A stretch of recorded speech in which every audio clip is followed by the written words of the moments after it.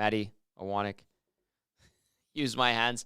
There we go. All right. You're listening to the Oilstream post-game show and watching the Oilstream post-game show right here on EST. And if you want to get in on the conversation, hit us up, 780-218-9999, or the nasty chat. Thank you for letting us know. Owanek fixed it. What did you do, Trev? What did you do? I honestly don't know. That was a new one. You fixed it. Yeah, Right. we got Maddie fixing it. We got Cass will be on in like 1 minute. So just wait 1 second here. I got a lot of things to say about this game. The Oilers, duller than a butter knife, zero intensity, terrible effort, sloppy as you know what, and pretty much everyone was guilty of it. I can only think of maybe one or two players that I would say, yeah, you had an okay night, and that doesn't even matter because of how bad they played tonight in the 4-1 loss. When you only get 4 shots in the third period, when you're down a couple of goals, that sums it up. When the home team's crowd is leaving the arena early because they know it's over and they don't need to stick around and celebrate their home team's win, that's how bad it was tonight for the Edmonton Oilers. All right, we're going to start with the scoring summary from this one as the Oilers fall to 1-3 on the season. My goodness, that was a poor performance. We go to the first period. Joel Farabee, second of the year from Brink and Sanheim. That one, I'm going to go to Cass on it eventually here, but, I mean, I thought there was a pick. Didn't matter anyway. Pick on Brett Kulak. Didn't matter. 1-0 at that point. Okay, second period. We go to Cam Atkinson bearing his second of the year. Absolutely pathetic play by Evan Bouchard with the puck backtracking into his own zone. Owen Tippett scoops it up and then feeds Atkinson to make it 2-0. Give Atkinson 2 on the year. The Oilers would cut the lead to 2-1 when Zach Hyman would bury his second of the season from Cody Ceci and Connor McDavid. And that's as close as things would get because Sean Walker would snap one home shorthanded on an odd man rush. Short side on Jack Campbell to make it 3-1 Philly. You thought, okay, maybe the Oilers can have themselves a good third period. They hadn't scored a third period goal all season. Guess what? That continued because they only had 4 shots in the third period. Oh, and by the way, Cam Atkinson goes in all alone, sneaking in behind Bouchard and Ekholm and tucking one home. You can't leave a guy like that hanging or letting him get by you. And the Oilers did exactly that. 4-1. That goal coming at 4:17. You knew this one was over. The Oilers could barely muster anything. They took Evander Kane off that top line. They replaced him with Zach Hyman. Quite frankly, they were playing lines 3 and 4 equally or more than lines 1 and 2 for the last 10 minutes of this game. McDavid's line wasn't particularly great either. He had a giveaway that led to that shorthanded goal as well. So it was just a brutal night for the Edmonton Oilers, and they did it to themselves. Shots on goal at the end of the night, 33-23 in favor of the Philadelphia Flyers. The Flyers win the faceoff battle 52 to 47.8%. The power play goes 0 for 2 for the Oilers. I guess one of the good lone bright spots for the Oilers tonight was the penalty kill didn't give anything up, but the power play goes -1. So the PK goes 4 for 4. Check mark, I guess. But the power play goes 0 for 2 and gives up a shorty. So that stinks too. Block shots 17 for Philadelphia, 6 for Edmonton. The Oilers out-hit the Flyers 16-3. Big whoop as we welcome in our game analyst, Matty Kassian. Cass, I mean, that was just brutal what we witnessed tonight. Yeah, get those hands warm. Unload. I'm going to get into the inbox, 780-218-9999, and the nasty chat. Keep them coming in. Cass, what did you make of that stinker of a performance tonight? Well, we talked before the game, talked about it on 2 guys and a goalie. The only way the Philadelphia Flyers beat the Edmonton Oilers if their work ethic vastly exceeds the Edmonton Oilers. And tonight, their work ethic, their commitment, their compete, their focus, all completely outmatched the Edmonton Oilers. That was, I mean, I put it in the nasty chat, Tom. Woof. Woof. Woof. What a woof. That was ugly. Woof, exclamation, underline, bold. Woof. Throw in an italic because that one stunk. Where do you want to start? Because, I mean, what flabbergasted me, Cass, was the lack of intensity overall. Like, where's the spark? Zero Nothing. spark. There's nothing. No jam. And when you should have had a jam and a push in the third period, there was nothing. Like you expected some kind of life coming out of the gate in the third period, and it was flat the entire time. Like there's just no jam, no gusto, no jump, no fire, just a lot of passivity. Top and to bottom. Passivity doesn't work in the NHL. Okay, we're gonna have to get into individual performances here. I'm gonna start with the obvious ones. I mean, we talked a little bit about Evander Kane in the pregame show. Someone in the nasty chat had said, why are people picking on Kane? We went through his stat line going into this game. He was a -4, an early season worst for the team. He had 1 assist and 10 hits and 5 shots on goal through 3 games. Tonight, if you're wondering what Evander Kane did for the Oilers, well, it wasn't much among many. Again, we have to reiterate that. But Kane, -1. He did have 5 hits, and he did have 5 shots, 17:46 time on ice. He was taken off of that top line, replaced by Zach Hyman. Didn't even matter, Cass. Didn't even matter. But what are we not seeing from this guy right now? Well, Tommy, I don't even know what to say. I don't even know what to say. I mean, I still think his game will come around. I mean, So do again, but he's a type of player that you're not going to be at level 10 the entirety. He was engaged as far as at least having some pucks towards the net, having some shots. So I thought he was actually okay. He was actually, if I was ranking guys in terms of where I was going to slot them in from an effort level today, I actually would probably have, Evander Kane, not that it's a hard list to climb on a day like today, but he's actually decently high on the list of guys that at least for some of the game has to compete in them. Now he gets pulled off that first line because the first line's not doing anything. And they're like, okay, maybe you have a different look. You switch it up here. You put Hyman. Hopefully you get something going, get a spark out of McDavid and Draisaitl 5-on-5, and didn't materialize into anything. But okay. I mean, if you had to pick 3 guys, Tom, that let's do 3 and 3. So three that had a more positive game. Sure. And 3 that had a less positive game. Okay. Where would you have Evander Kane in either of those pools? I only brought him up, and you know what? I should have started with someone else, and we're going to get to him right away. But I only brought him up because we touched on him at the end of the pregame show. And they did switch up the lines. Hyman replaced Kane in the right side of that top line, on the right side of that top line. It was moot point at that point. The guy that we need to be talking. Do you want to do 3 and 3, or do you want to just get right? No, to we're fine. I was just gonna say, like, I think, I probably would have Bouchard. We're gonna talk. You have to have Bouchard at the top. No, at the bottom. Oh yeah, that is having a horrible night. But I don't have Kane at that. Where I was like, fine. Okay. I thought he was okay. Like he was there. He was okay. Now he didn't change the game in a positive manner, but it wasn't. I don't think he had. Let's not call him responsible. I don't think he was responsible on any of the goals against. Yeah, he did have a bad giveaway, like right off the hop of the game, where Campbell had to bail him out. But you're right. Okay, there was a lot of poor performances tonight. Let's just go to Bouchard. Let's push the Kane stuff aside. His name will. Yeah, we got to go to Bouchard because this was atrocious. I'm just gonna read the stat line here. -3. Donuts across the board until you get 1 shot. He did play 19:59.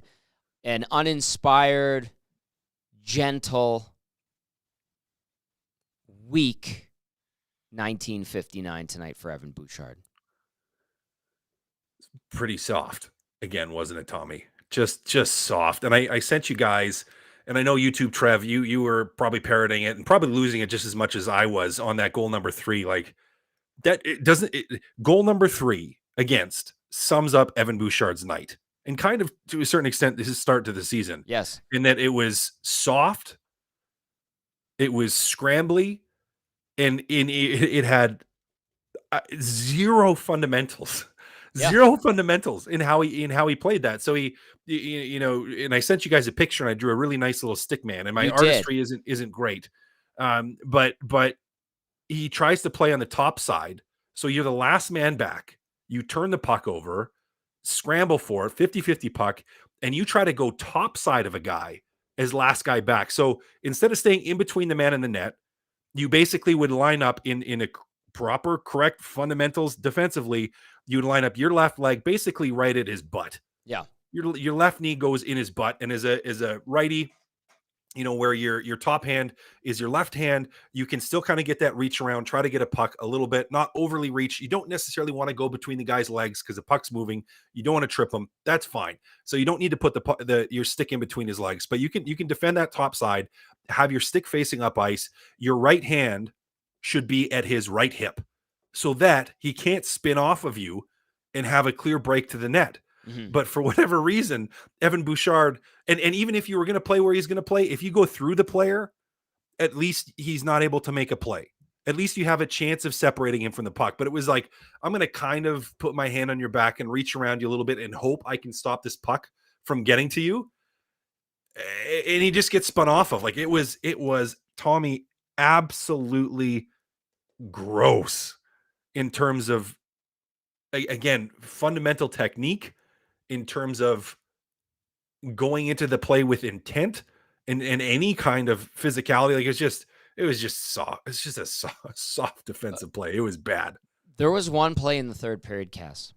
And I mean, we could point out many for Evan Bouchard tonight. And you broke that down eloquently, and it summed up the night. Absolutely. But there was one play in the third period where the puck worked itself out from below the Oilers' goal line by the Flyers, who were hustling, putting in an effort.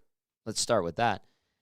And they worked the puck to the front of the net, and Bouchard could have come from behind the net and tried to challenge the shooter, or at least try to get in the way, not without trying to screen Jack Campbell. You know what he did? He came out to the front at the top of the crease, and then he sucked back to the post, Cass. And I was like, what was that? And I know that nothing came of that play. Jack Campbell made the save. They had the whistle, whatever. But I just saw him. It looked like he was ready. He knew he needed to go and attack the offensive player from the Flyers. And he stopped and recognized there was going to be a shot. But instead of taking away a lane or taking away space without getting in Campbell's way, he sucked back to the post. Didn't result in a goal against, but I just thought to myself, my goodness, that is terrible instinct. You are having a horrible night, and that's part of what sums it up. I don't know, Cass. That was one that stood out to me among the ones that were glaring that actually led to goals. So the Atkinson goal where he gets caught flat-footed, is that how much of it is on Ekholm? How much of it is on Bouchard on that play? I think more on Ekholm. Let's go 75-25. Okay. Now Bouchard needs to recognize that there's speed coming through the middle. Ultimately, that's Ekholm's guy on that play. And it was interesting because he couldn't, and I tried to back it up and watch it again. You couldn't really see with the camera angle. I'm interested to see how Ekholm's pivot was, because that's that same side he struggled to turn to opening up earlier in the season in game number 2. And you have to recognize that speed coming through. So I don't fault Bouchard as much on that one. With that being said, if you recognize the play, he should have already been backing up with more speed. And does he have a chance to get in there? Maybe, and disrupt, maybe not. But Ekholm on that one, to me, should have been coming back, and that's his guy coming through the middle. All right, 780-218-9999. If you have any comments, send them our way. Questions for Cass, things that you're concerned about. There should be a few at this point. The Oilers have yet to score a third period goal. Just 4 shots in that final frame when they were down a couple of goals. Fire those our way. I see the nice thing about the nasty chat is it's buzzing already. We'll get to that. YouTube Trev, you can hear it. Working on some audio there. We will hear from McDavid and Fogle. Yeah, you can just hear it. That's all. It's just scrubbing. All good, buddy. All good. YouTube Trev had his first Stone Air tonight. He's full. The kid's full. There's a silver lining tonight. Is that his first one ever? First one ever. Oh, you know what? Well, I'm sorry it had to be tonight. I'm so happy for you, though, Trev. Yeah. You're just... It was. I feel like you're a grown man. Oh my gosh, yeah. Like it was unreal. The moment got captured on footage. I'm gonna have that for the rest of my life. It was so good. I can't get over it. The only thing that spoiled it was the performance from the hometown team.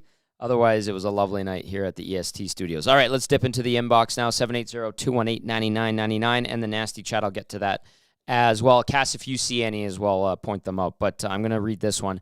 Boys, the Oilers look like ass. It's concerning now. They look completely lost in their own zone and neutral zone. 2-on-1s up the effing you-know-what. Cass?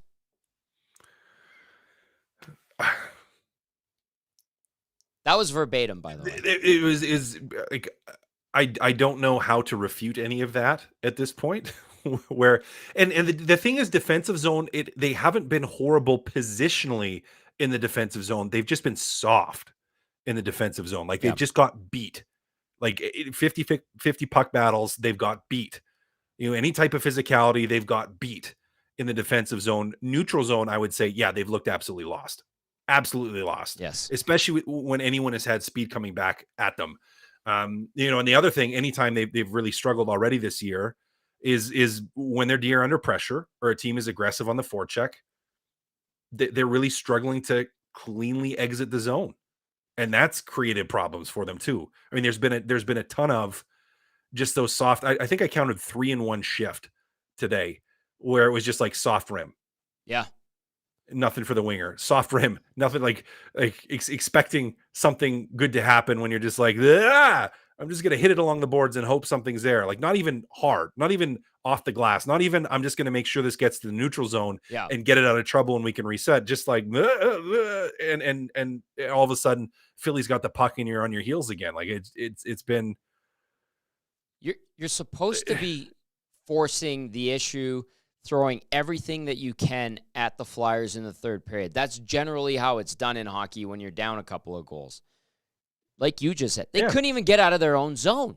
No, but they couldn't turn pucks over. There was again, no jump, no jam. They like, did they win a 50-50 battle all night? No. I don't know. Maybe 3 out of 500. Like they're not very many. No. Not very many. Oof. Wolf is right. I'm going to get to this one from Dirty Curdy. Dirty Curdy's pissed off.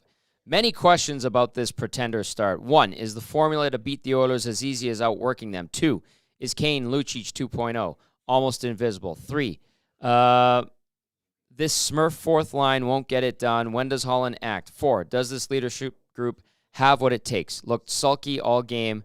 Will we get better than backup goaltending for longer than one game in a row? 5, is it possible all of our D regress at the same time? Oiler fans don't deserve this.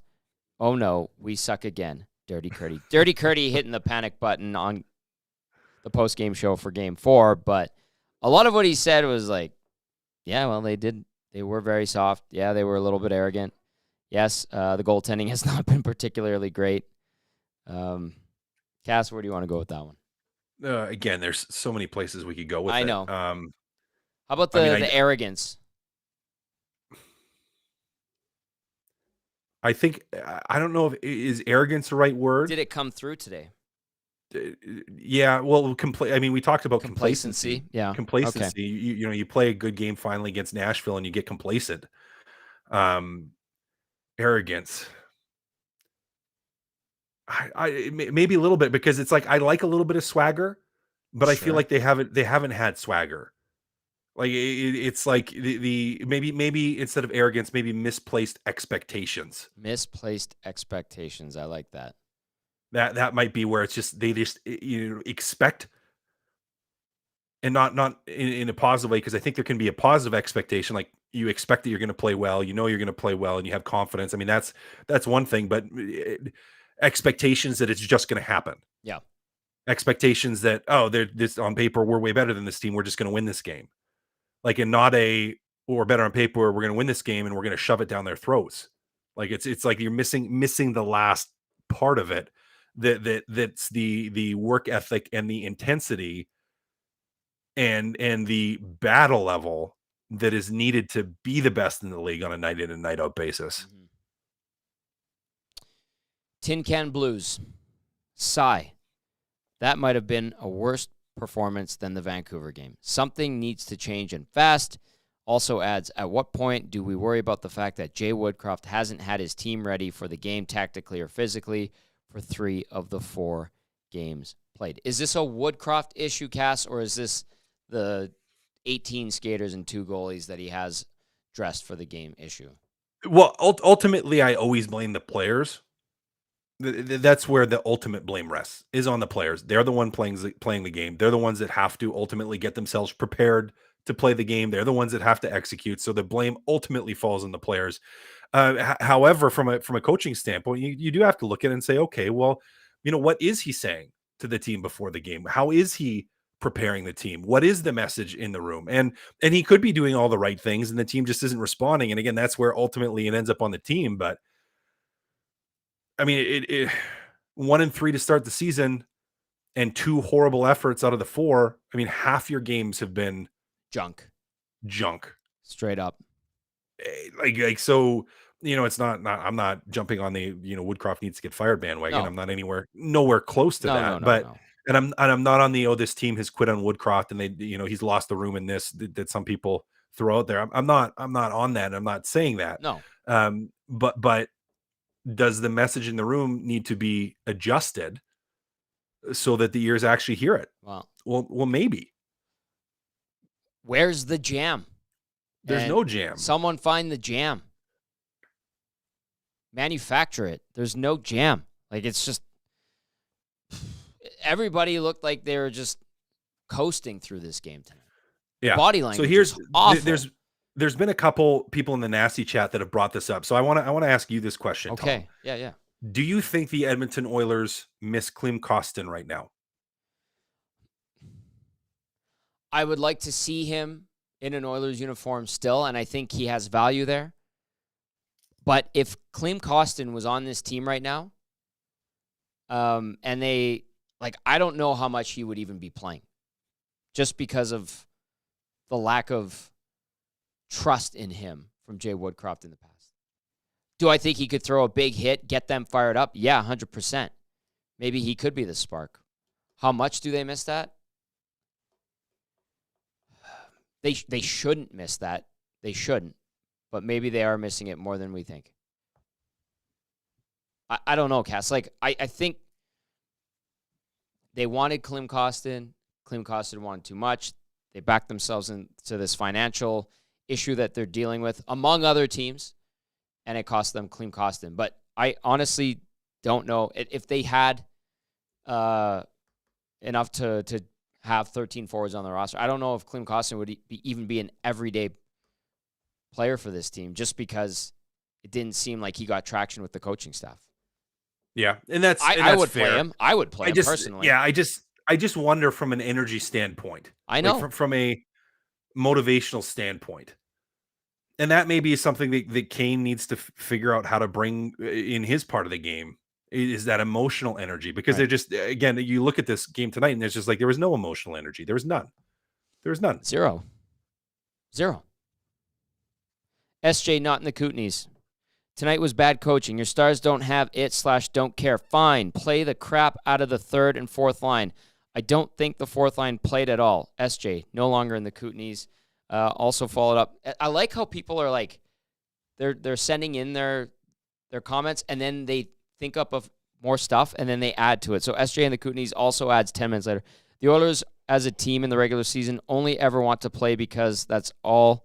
Only want to play power play. Bouchard is the ultimate example of that, especially because that's all he's capable of. That one from SJ, no longer in the Kootenays. West End Rob says, and I'm seeing a lot of this too, Cass, when is it time to get concerned? This team doesn't look like anything compared to a contender. If they look like this in October, what will the usual December slump look like? Cass? Yeah, I mean, I kind of had that thought today as I was getting set up. I'm like they've had a weak pre-Christmas habit the last couple of years, and for the most part the last 2 years they've started pretty well, and they're not getting the start this time. So it's certainly going to be we can't say anything about a December slump before it's happened, but they're certainly, even starting 1-3, you're putting yourself in a position where you have less margin to have off nights, and you have less margin to have periods where you struggle. And maybe they're getting it out of the way now. Maybe they figure this thing out, but it's certainly, it doesn't look good, Tom. No. It doesn't feel good, Tom. It's just, and you look at the quality of the opponents thus far, it's like you haven't even really been tested yet. They're all with a team. non-playoff teams from last year. Yeah, you're not, and not one of them has been a team where we're like, oh, that team has got a legitimate good chance at winning a cup. No. Like, you haven't really been tested yet. You've been beaten by teams that have outworked you for the most part, and that's it's being. It shouldn't happen. It shouldn't happen, Tom. It's baffling, and it's frustrating, and it's annoying, and you can see it in what's being said in the nasty chat and via the text line, and people are just scratching their heads going, what the hell's going on with this team? And we're 4 games in. They've been blown out twice. I think they had no chance in that game. I know it wasn't that lopsided, a 3-goal loss, but they had nothing in that. There was no sniff. Tommy, it was pretty lopsided in the third. Yes. Well, yeah, I mean, they didn't give up the extra 4 tonight, but right. You knew they had no chance. No chance tonight. Ridley in the nasty chat says, our defense has more holes than Swiss cheese. Our forwards felt the last game output was enough for this week. Hontorio Momes, Campbell knelt this, kept this from being 10-1. I thought Campbell is one of the few bright spots tonight. I didn't like the short side goal by Walker, but outside of that, he did make some big saves. There were some good sequences where he was kicking pucks out left, right, and center, getting zero help from everybody in front of him. So, Hontorio Momes, I'm with you on the Campbell thing. Matt says no grit in Kane's game, which is off. Barbershop Window says Oilers either really suck or this game was rigged for Vegas odds. No way this team can suck this bad. Rays 48 says, wonder how the team will brush this crap effort off this time. Never any accountability from this team. Perpetually losers. That's harsh, Cass. It is pretty Rays harsh. 48, but Rays 48, I mean, based off of tonight's performance, a lot to be upset about how they bounce back on Saturday. I don't like the way it's headed going into Saturday. I know the Jets are already dinged up, Velarde on IR, all that stuff, but this game we watched tonight was hot garbage by the Oilers.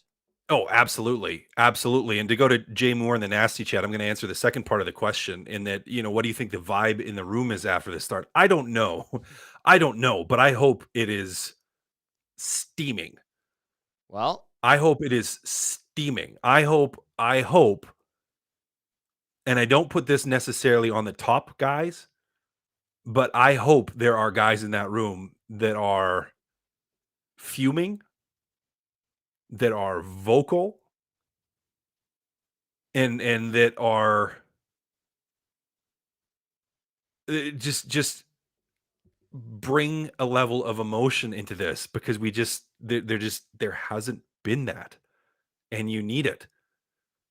And I don't know. You don't have enough time here, I don't think, before the Winnipeg game. You can't bag skate the team tomorrow. No. You can't do that. I mean, if you had a couple days in between, I'd say, yeah, get after it. But not that you want to have to bag skate a team 4 games into a season. But you like, I don't know. I just hope that dressing room is fuming right now and upset with themselves in that just awful effort. I think we do have clips from the locker room. YouTube, Trev, can you give us a little hint at what the atmosphere in the room is like? Is Cass on to something here? Yeah, I actually wasn't able to hear what they have to say, but just looking from looking at what the boys look like, yeah, they do not look happy. Okay, let's start with, because I saw Connor McDavid up there. Let's hear from Connor McDavid, Cass, and I want to get your sense of the vibe. Here's Connor McDavid following the team's 4-1 loss in Philadelphia, where they did absolutely nothing. Of the night, how you kind of felt it went, or what wasn't maybe as right as you would like against it? Yeah, obviously not very good. Not what we are looking for. Yeah.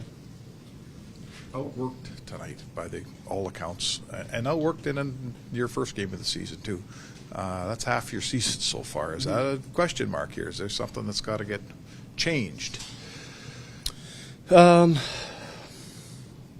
Yeah, I mean, obviously, I think we all have another level to get to. We haven't been there yet this season. Lucky for us, it's only 4 games, but with that being said, it's been 4 games, so it's time to put our best foot forward here and start playing good games. You guys obviously have this elite end skill that can do a lot, whether it's the power play or even at 5-on-5. But do you think sometimes you, as a team, kind of rely on that too much? You kind of use that as not a crutch, for lack of a better word, but sometimes the work and those types of things don't come because you guys have all this high end skill. That was a really long question. Can you shorten that for me? Sure. I don't. Yeah. Yeah. No. Obviously, you guys have this high end skill, right? But sometimes, because you have this high end skill, do you feel like the work doesn't come because you can rely on that skill, or you feel like you can? Sure. I don't think that we've ever had a question of work ethic in our room. Obviously, we've, that's something that we don't take lightly, obviously, and no one around the league takes lightly. So by no means do I think has it ever been an issue, and we've just sat back and been like, oh, well, we're skilled and we'll win. It always takes work. It always takes it's hard to win in this league, really hard. And it takes everybody and it takes everything you got. So we got to get back to that. This team's never had, there's been expectations, but never expectations like this year. Mm-hmm. All of us guys, as Brian said, talking about June, when you guys are still thinking about October. Has that been in effect? There's lots of things you could maybe point to, but ultimately we got to get back to our game here. Lucky for us, it's only October. There's lots of season left. With that being said, we got to get to it pretty quickly here. What do you think of your power play tonight? What was kind of missing, I guess? Obviously we can't give one up. Anytime you give up a shorty, especially the last minute of a period, to make it a 2-goal game, obviously it's a big one. That's a big swing, and something that our power play can't be doing. We've had a lot of success. We've done a lot of good things, and tonight wasn't one of those nights. Okay, there's the captain, Connor McDavid. Not a great night for him, among many on the Oilers tonight as they fall 4-1 to the Philadelphia Flyers. McDavid did pick up an assist, -1, 18:01 time on ice, 63% on the dot. Cass, what's your read of what he said, and what's your read of his body language? Because for those that are watching on YouTube and us here inside the EST studios and Cass at home, we could see him and the way he handled that. Obviously, he didn't appreciate DMB's question, but it was a fair question. I think he just wanted to be he wanted to be out of there.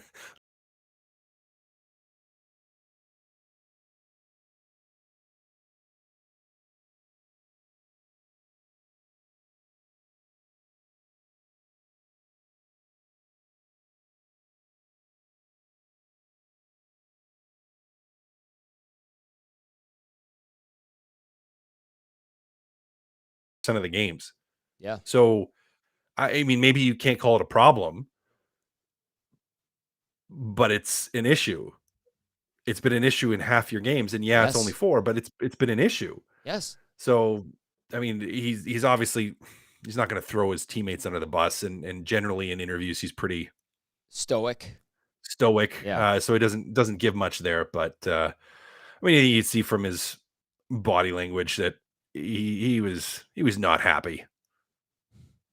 Ornery.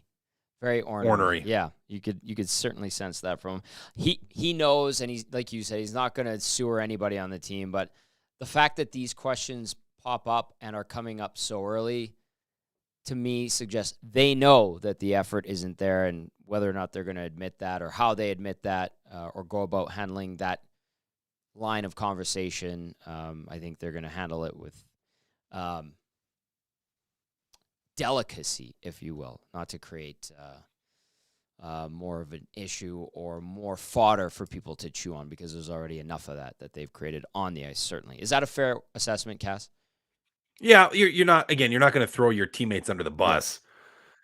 But just that you're getting these questions, you'd have to think it's a thought in McDavid's mind. Yes. It has to be. And again, I think it's a fair question to say, you've been outworked 50% of the games. Yes. Does that mean anything? You're not going to be like, oh yeah, we're not, we're going to be a team that's not going to work very hard. You're not going to say that. Yeah. You're not going to say that. You're not going to say that about your teammates, but you got to feel it a little bit. He has to feel that a little bit. He has to right now. Hey, Tommy, what a no-show for the Oilers again. On one shift, they had 2 forwards peel off when the Philly D-man had the puck in the corner.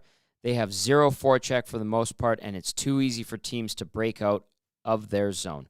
Just an embarrassing start to the season after all the hype of players coming to camp early. That one coming via Cozy. Cozy, good to hear from you. The Dirtbag says, I'm getting sick and tired of the Oilers defense having the puck wide open with time and space, and then instead of shooting on net, they just dump the puck in the corner into a scrum. What the expletive are we doing here? That one from the Dirtbag. Cass, are you seeing what the Dirtbag's seeing? I think tonight it would be a fair assumption. Not every night. I mean, if you look at the last 2 games, not including this one, yeah, the D-men did a better job of getting the puck to the net and trying to get the puck to the net. Tonight, I mean, it's not even, Tom, it's not even so much the offensive zone. It's what they're doing in the defensive zone that's leading to it. So it's like, I get that. And sometimes it feels, and sometimes it's hard to see, especially watching on TV, if there is a lane or not a lane there. But what I will say is that there have been times where the defensemen haven't been as decisive, and times when they have been decisive with the puck at the point. That has generally been when it's created more chaos. It's created more opportunity. And it's created some chances because they have been getting the puck to the net, or they are getting the puck to the net in those instances. But, a day like today where they don't have very many shots, why aren't you just throwing the puck at the net? I don't know. Why aren't you just trying to get it there? Like in the third period, they couldn't even get out of their own zone. No, they couldn't. No. But earlier, before that, when they were in the offensive zone, it was bumble the puck, give it away. Work it down low, give it away. Maybe work it to the front of the net for a slightly dangerous moment, and nothing came of it. Like, it just felt like whatever they did attempt to do offensively, Cass, had no gusto behind it. Nope, none at all. But you're right. And it does start in their own zone, and the trickle-down effect is abundantly clear. Tyler texts in, 780-218-9999. Tyler says, at what point does this team begin to realize a simple and defensive game goes further than trying to ballpark it? Very frustrating. Tyler, I think a lot of people feel the same as you. McTavish is on a rant here. I want to get to some of this from McTavish. McTavish says, I hope Bouchard and CC are in the press box rotation like Vinny and Broberg. Oilers look scared, did not want to look any Flyers in the eye. Kane looks like he does not have full strength in the one arm, and coach is not utilizing Ryan effectively. McTavish went on a whole rant there, basically shredded the entire team, Cass, but you get the gist of his sentiment tonight. This one says, I'm going to go to this one. Connor saying there is no question in their work ethic. Kind of reminds me of, or comes off poorly. This team clearly has poor work ethic, and they need to admit it. They've been bad at starts and bad at putting in 60-minute efforts for a long time, and that all falls under work ethic. That one comes in from Big Dave. Any comments, or you seen anything via the nasty chat you want to get to there, Cass? Well, I would say that TD Bear said the post-game show shouldn't be more entertaining than the actual game, and I agree. But I am happy that it is entertaining at the least, so thank you, TD Bears. Thank you. Yeah, we appreciate that, but you're right. The game should be more entertaining, and we should be talking about better efforts, win or lose. Unfortunately, that is not the case in Oilers land, so we're going to go back inside the locker room. YouTube Trav, who's up next? We've got Warren Fogle coming up next. Not good. We simply just got outworked. They wanted it more than us, and you can't win a game if you don't want it. So, execution wasn't good either. I think that's what's kind of been hurting us the last couple games is we're just not clean, we're not quick, and when we are quick, we're a dangerous team, and right now we're not. You mentioned that worked. Why do you think that was tonight? Yeah, I don't really have a simple answer. Is we need everyone on the rope, and tonight we weren't. Jack played a hell of a game again, and we need to have better starts. We can't be expecting Jack to make grade A save one by one there. It's just not good enough, and we know we need to be better. So The first game of the season you got outworked. Second game you're good, third game you're good, fourth game you're outworked again. Does it become a problem now? Is this an issue here? I I don't know. I think, it's just unacceptable. It's the NHL. You're not going to win games just off by talent. It's work first, and then use your talent. And tonight we simply didn't work, and we didn't even really use our talent. We didn't really execute. Right, we were stuck in our own end a lot of turnovers, and we need to help each other out there. And tonight we didn't. A lot of expectations on this team, especially after conference final, second round. Seemed like this is a team that could be a cup contender. How far away do you feel like that you are from that right now, just based on the way you're playing? We have high expectations as a group. We all came into camp a bit earlier and set to work hard there. And I just don't have a great answer for you right now. Tonight was unacceptable, and we need to be better. Okay, tonight was unacceptable, and we need to be better. That's Warren Foegele. He also had these very clear-cut responses. Not clean, not quick. We simply got outworked. We didn't execute. He just told it like it is, and I think people can value and appreciate that instead of tiptoeing around it, Cass. Yeah, well, I mean, what I wrote down was the and I'll paraphrase him, but when we're not quick, we're not good. Yeah. And everything that follows is kind of what leads into that. They weren't, when you're not clean, when defensemen aren't turning pucks over, aren't getting pucks to the forwards. They're not good because they spend too much time in their own zone. They can't generate off the rush, and they just get stuck. And when you're just soft rimming pucks, hoping it gets out of the zone, passing off a problem onto someone else, you're not going to be good. And No. You're going to play slow because you're stuck in your own zone.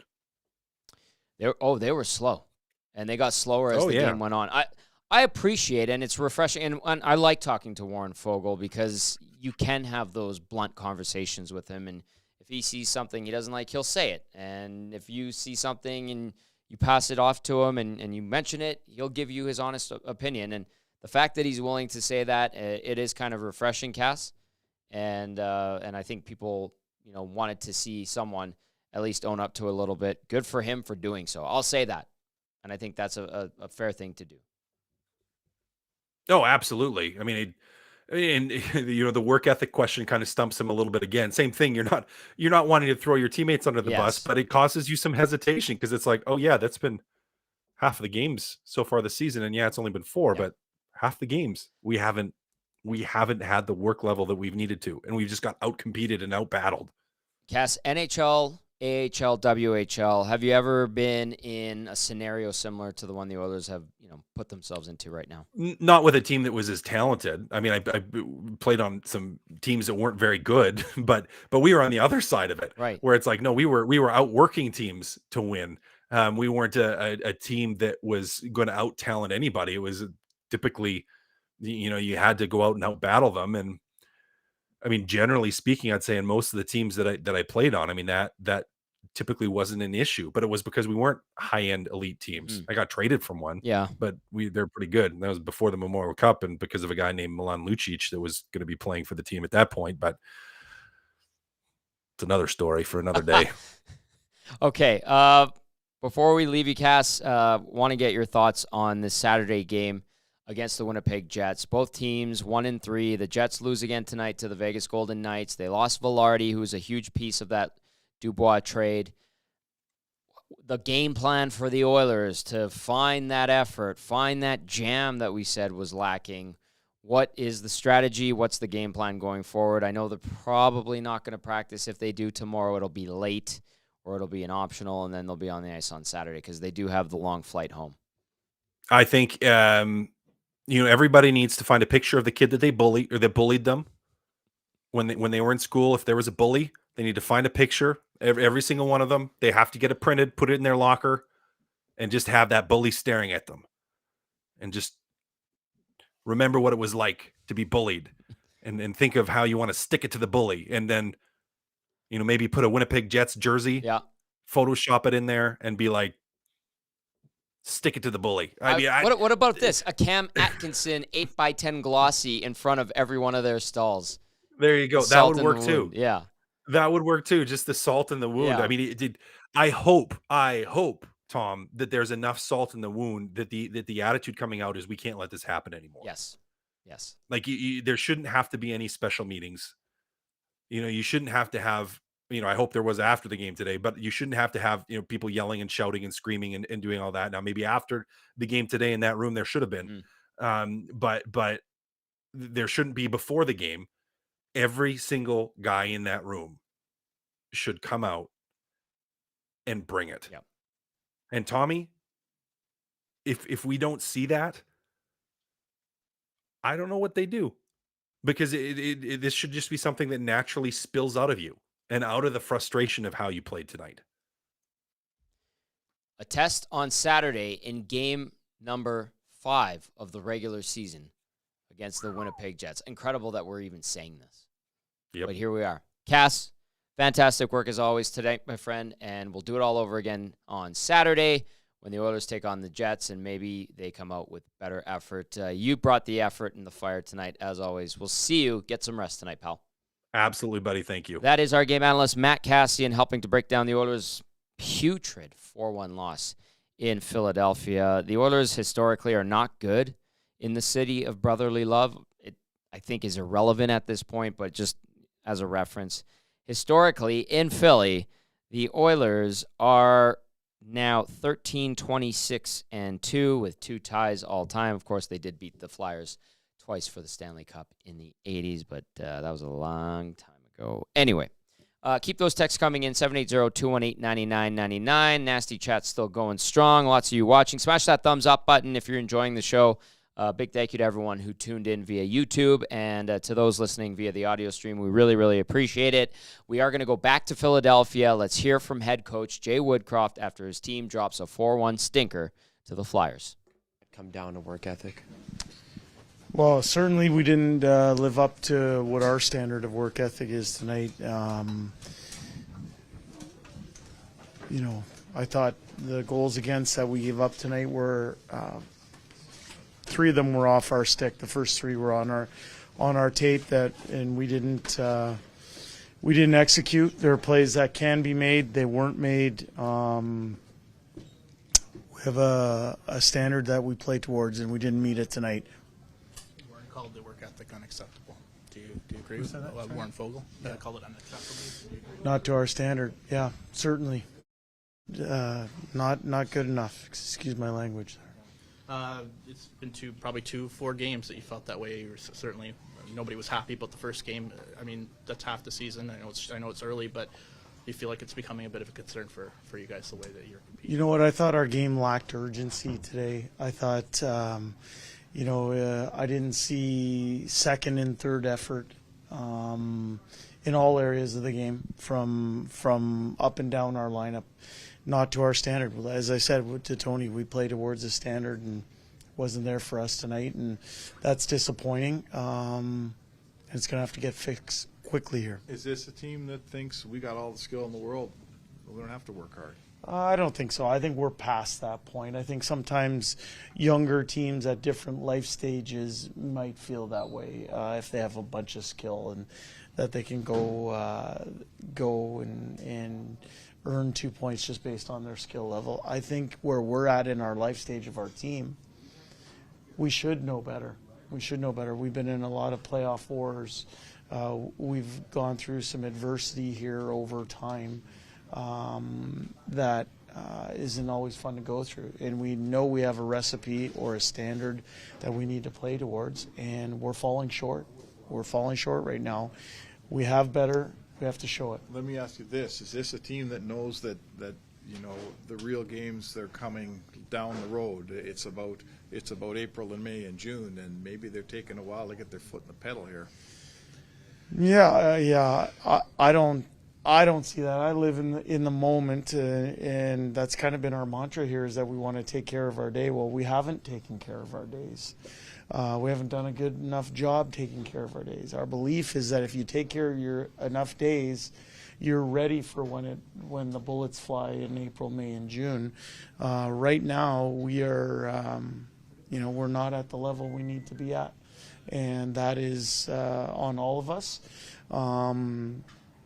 We can't afford to let games get washed away here, because the points that are on the table here tonight that we let get away from us, they count the same as the ones in the last 2 weeks of the season during April.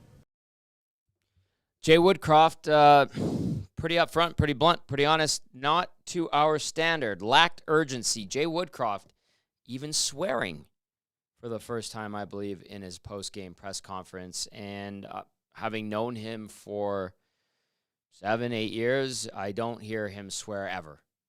That might be the first or second time ever that I've heard him drop a cuss. I think that's telling. I think that's frustration. And when he was asked about Warren Fogel's comments, he didn't back down from that. Essentially agreed, and then just used not to our standard, a different term for the same thing.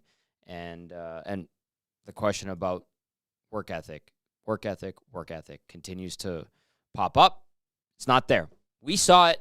Nobody can hide it. We saw it. The result is in the score. It's on the stat sheet. It's on the shot clock.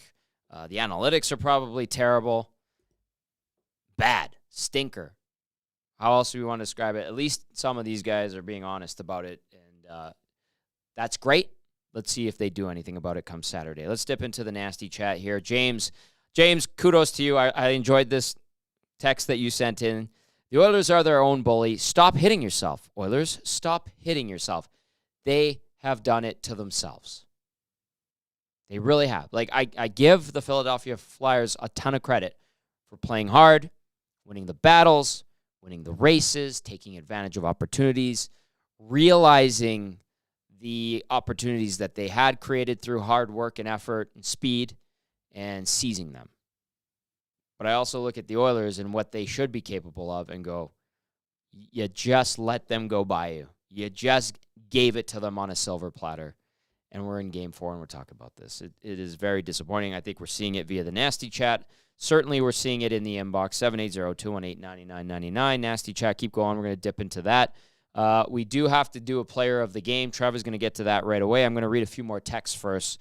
Get ready, big boy. Sounds good. All right. He needs to burp down that donair. First donair ever for Trev. It was very good, though. At least that was like a silver lining tonight. Let's go to Paco here.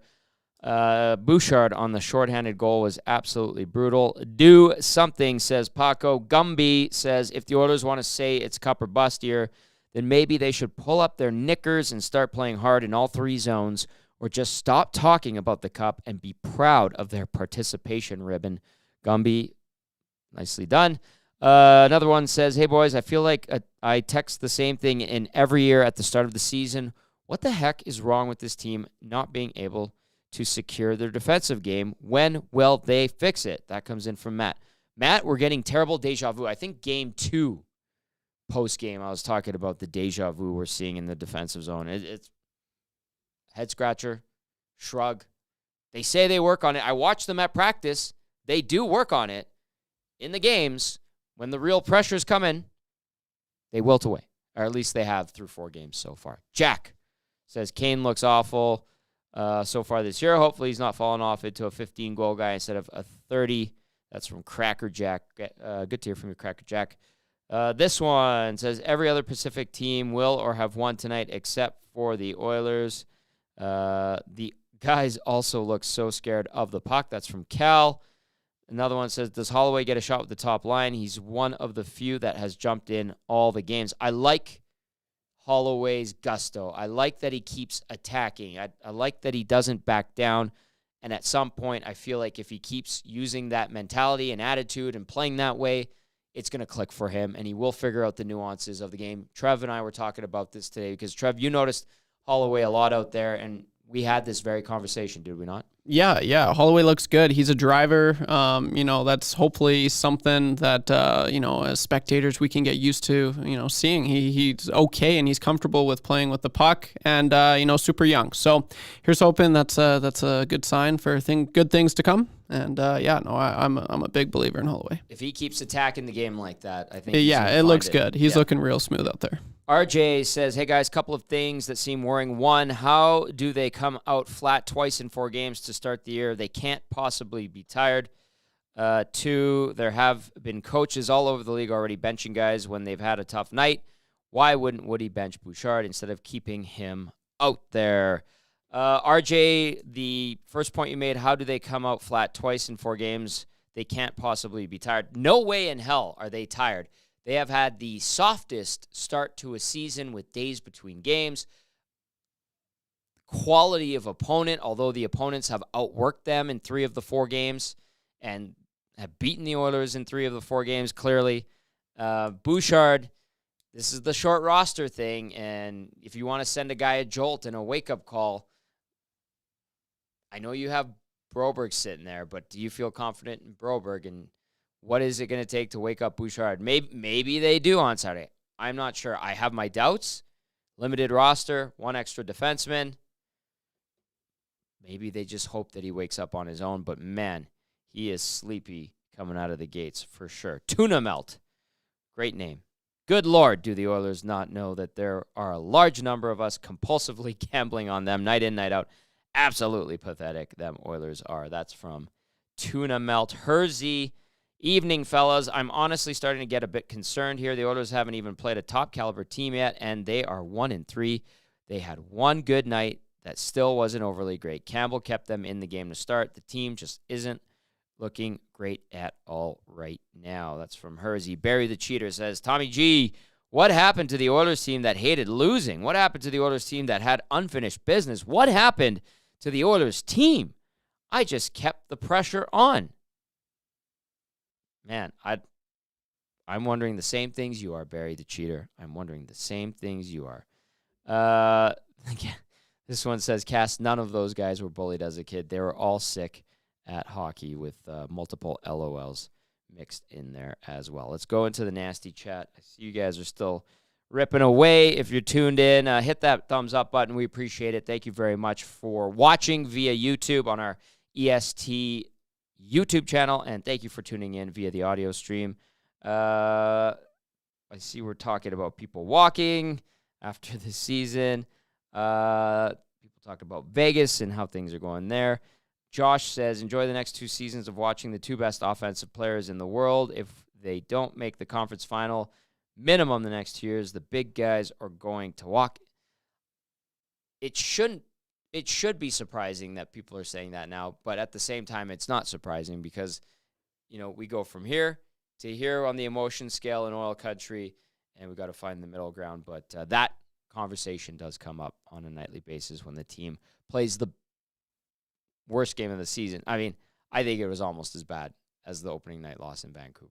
Yeah, I would agree. Even though the score, it's only wasn't as bad. It's only 4-1, but yeah, just it was. I honestly think there was a lot more battle in the 8-1 loss than there was in this. I don't know why the Oilers, they just looked like they had no giddy up and go in the third period, and just no battle. I don't get it. No giddy up out of the gate, my friend. No, for sure. But you'd think that they'd have that. They're 20 minutes. It's still 20 minutes, and when you got the talent that they do, you think that okay, come on, boys, let's see what we can do here, and nothing. Come out flat. It was not a good look. It was not a good look. And it wasn't like you were facing a defensive stalwart back there. Yeah, that's the thing. And even Cass said it, coming into the game tonight, this really, you look on paper, you look at the 2 teams, it was an easy 2 points, and they couldn't do it. It was tough. Cam tough York, to watch. Travis Sanheim, Mark Stahl with Sean Walker, Nick Seeler was out there. They took Zamula out, and they replaced him with, who was it? Aaron... Looking for it here. They took Zamula out, and they put in Emil Andre. Emil Andre played his second ever NHL game, and they made it look easy for those guys. All right, RCN says, if we change an hour to 40 minutes, we could have 36 hours in the day. Zach McEwen, claim incoming. That's from RCN. Built-in Swagger says, can they bench Bouchard? His play tonight probably deserves it. I can't disagree with that. Built-in Swagger. Another text says, McDavid should just say the things that Fogle says. That's what leaders say. Pillman says, brutal, boys. Where is the effort? All right, let's get to some business. We're going to get to the Damon Bunting Remax Elite Player of the Game. If it's an Oiler, Trev, so help me God, I'm going to lose it. I'm just kidding. Go ahead, buddy. Take it away. Yeah, the player of the game, honorable mention to Tommy for giving me my first donaire. That was huge. Someone commented meat sweats. It's Trevor with the meat sweats. Yes. Is that what I'm experiencing right now, Tommy? You're going to be just fine, pal. Right on. But player of the game is not in the orange and blue. He is the orange and black and white, I guess. Philadelphia Flyers, Cam Atkinson. He got 2 goals tonight. He got 4 shots on net, and he looked really good. The first goal, you go to the net and good things will happen. That's exactly what he did. And then the second goal, how the heck you doing? that looked real slick. Nice. So he's got some nice mitts on him. And former 40-goal scorer. It was nice to see him. I think they were talking about it. He missed 87 games due to a hit from Tom Wilson. Yeah. So he's back in action. You always kind of like to hear those stories, even though when it is an outcome like this. But it's good to have you back, Cam. Good for you. 2 goals tonight. You are the player of the game. There you go. That is the player of the game, brought to you by Damon Bunting Remax Elite. Damon Bunting, a consistent top producing realtor in the greater Edmonton area and among Remax realtors.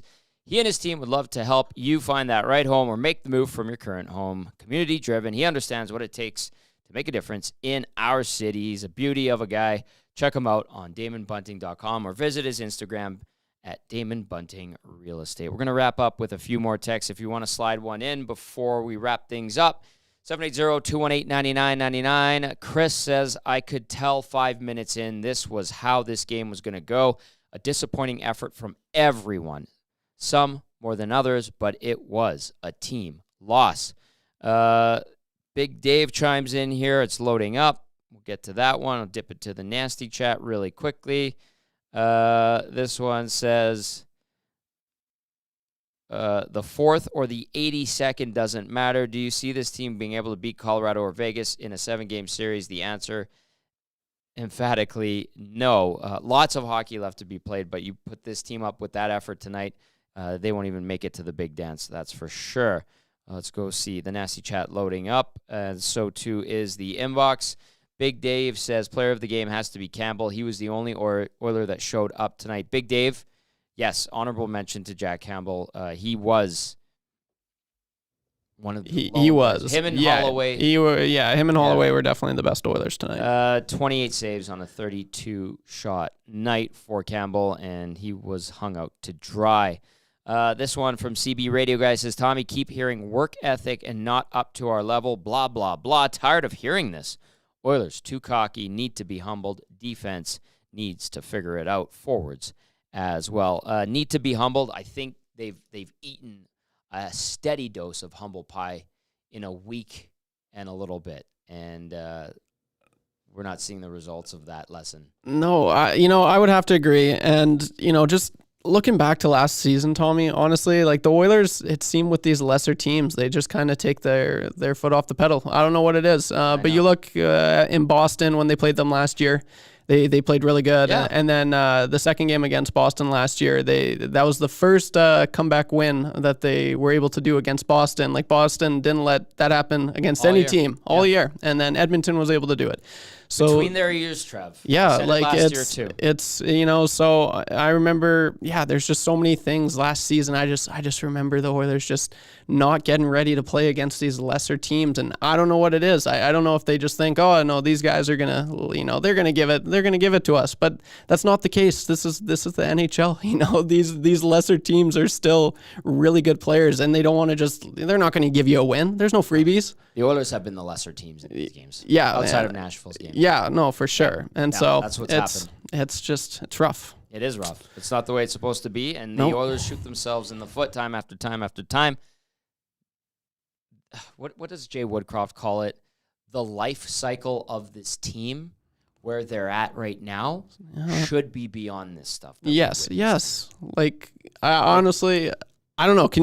Was this happening to Crosby and Malkin in their primes? Like, were they having the ebbs and flows of this? Maybe in the first couple of years. Yeah, and then but like once they got to the playoffs, they get it and they figure it out, right? Like, I can't imagine this happening to them, and it's interesting that it's happening to the Oilers. The Reverend with this one. Hey, guys, do you think Woodcroft is a guy who blows a gasket in the room after the game, maybe sent in torts to get the team's attention? Reverend definitely would not send in torts, but I would leave him the hell away from my locker room if I was a coach. But Woodcroft is not the type of guy to blow a gasket, but he did drop a cuss word in his post-game presser. That's a first. Maybe he did tonight. Maybe he did raise his voice because they were not up to their standard. And I'm all for it. And from the nasty chat, it looks like they're all for it as well. I'm with you. Sometimes it's good. Blow it out. But the crazy thing is, you had the wasted game in game 1 of the season. That we kind of went, okay, like that one went off the rails in a hurry. We'll give you that one. You lose a close one. You weren't that sharp on that Saturday loss against Vancouver at home. You go, you have a good night in Nashville. Not the cleanest win, not the tidiest win, but a convincing win. You feel good. Things are all right. You look at tonight, you go, you should win. We talked about the matchup on paper. And then you just get smothered, smashed around, pushed around, blown by, beaten. It's rough. It's no battle. What happened? I don't know. And, I'd be just as frustrated as Jay is.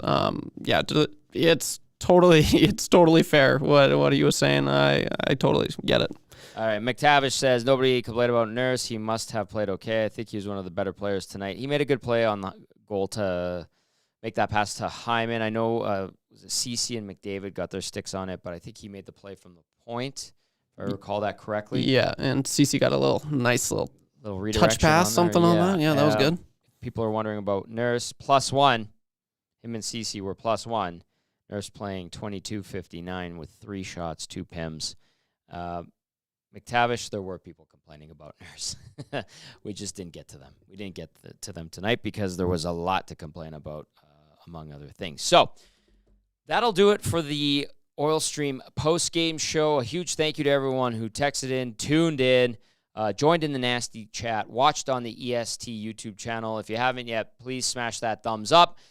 Be sure to like and subscribe to EST. And with that being said, we will talk to you on Saturday when the Oilers look to bounce back from another putrid performance when they take on the Winnipeg Jets. That game starts just after 8 p.m. We're on the air with the pregame show at 6:30 p.m. All right, that does it for YouTube. Trev, Matty Kassian, I'm Tom Gazzola saying have yourselves a lovely night.